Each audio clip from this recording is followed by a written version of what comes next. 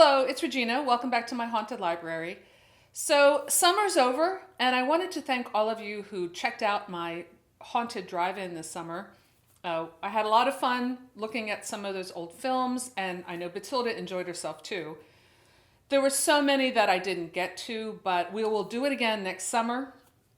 But I thought since now the drive-in is closed for the fall and winter, that it would be fun to do a new series. So I came up with a new idea that I hope you'll enjoy, and that is SlowBurn Sunday. So slow burn films are less like graphic horror or slasher, but more like creepy, eerie, quiet. A good example would be the French classic Diabolique, something like that. So I thought I would introduce the first film, and there's also a book that goes with it that I will review next week. And that will give everyone a chance to, if they want to, kind of check out the film. Now, so I'm going to try to do that with each film, is to give a week's notice, and hopefully I'll do it every week. It's a little hard sometimes to put these together, but I'll try, and that will give you a chance to watch it or even read the book or story that it's based on if you want to, and then we can talk about it in the comments below. I still haven't really quite figured out how to do like a live stream, so I don't know if I'm up for that technically, but maybe in the months ahead I'll figure that out. So the first film that I've chosen for SlowBurn Sunday is a movie that is available on Shudder, and I'm going to try to choose films that you can watch online.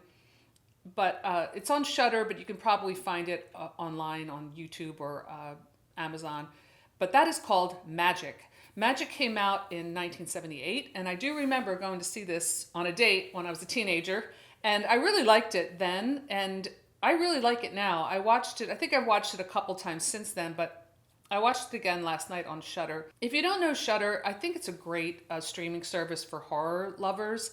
It seems to be growing, and they have a great series called Creepshow, which is reminiscent of the old Creepshow. And some great documentaries and classic films and more of those kind of hidden horror films. So I was really happy to find Magic on there. Magic came out in 1978. It stars Anthony Hopkins, Burgess Meredith, and Anne Margaret. It's definitely a small film, but a big story, if that makes sense. It's really just three characters, a couple minor characters, but it really centers around a famous ventriloquist, I can't even say that word, named Corky that Anthony Hopkins plays. And he has a puppet that looks exactly like him in a very creepy way called Fats. He became very famous through this routine with this ventriloquist dummy. The inside Corky is a very insecure, kind of damaged guy, has some like PTSD, and the way he deals with it, his personality, is through his puppet. And the puppet sort of takes on a life of his own and starts to, it's almost like the puppet Fats is almost like his Siamese twin, like he can't function without Fats. And Anthony Hopkins, he's such a great actor, and it's great to see him in this role when he's very young and just really, really good. And Burgess Meredith is great, and Margaret is great. So we've got great actors, and like I said, it's a very quiet film, very slow burn, but I think it's an incredible psychological horror film.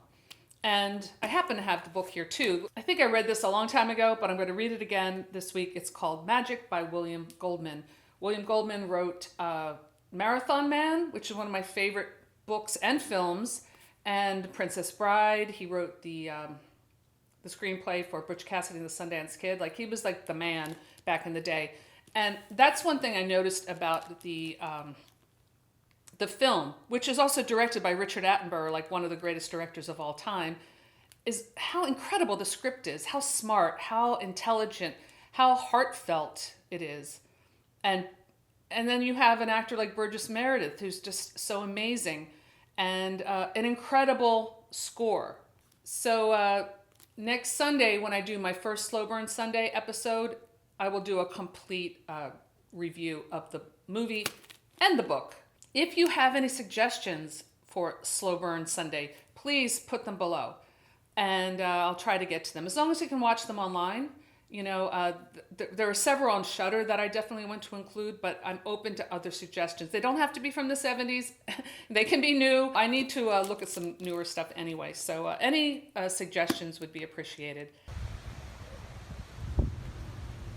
Lily, what do you think? Too creepy for you? For SlowBurn Sunday, Batilda will also be joining me, so don't worry. She'll be back, and we will have fun with some laid-back Sunday films as we get into the chilly season. So that's all I have for today. Thanks for stopping by my haunted library, and I'll see you soon. Bye.